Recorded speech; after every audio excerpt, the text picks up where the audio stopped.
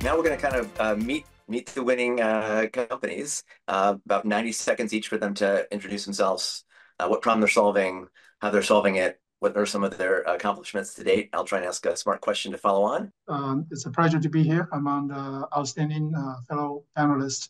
My name is Ray Kong Chen. I'm a founder and CEO of QT Medical. I'm a pediatric cardiologist. My patients are babies with heart disease. From my practice, I'm often frustrated from how difficult it is to do a total EKG on a baby. So there's no EKG designed for pediatric use.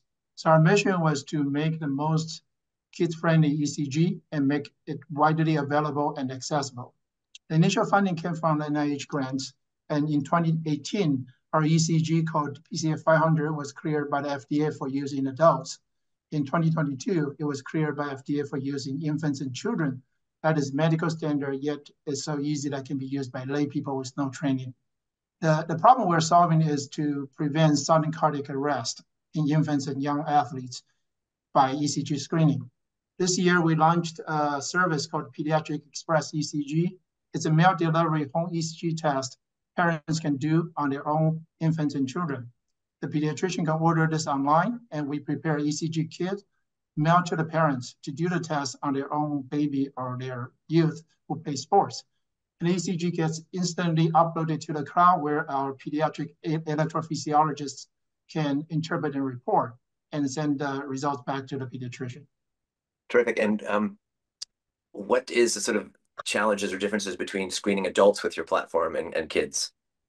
Well, it's a different disease. So adults mostly is a coronary artery disease, heart attack, and maybe atrial fibrillation. In pediatrics, we are dealing with a different disease pattern. So in young infants, we're dealing with congenital heart disease, and a lot of times long QT syndrome. Long QT syndrome is a genetic mutation that can cause sudden death, and it's linked to sudden infant death syndrome.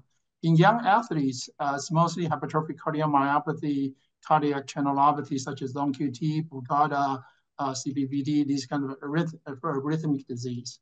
As we know, again, I'm training pediatrics and internal medicine, but we've also seen a dearth of solutions in the pediatric space where they don't get adopted or paid for, just like in the challenges across the adult world. What lessons have you learned that are unique to getting solutions out into the kids space, whether it's a pediatrician, physical therapy, and beyond? Any kind of quick lessons or insights? So I would tell you about our challenges. Doing the EKG screening for kids and for adults are quite different. That adults make decisions on their own versus kids, the decisions are made by parents. A lot of times there are a lot of logistic issues and how to get the access to.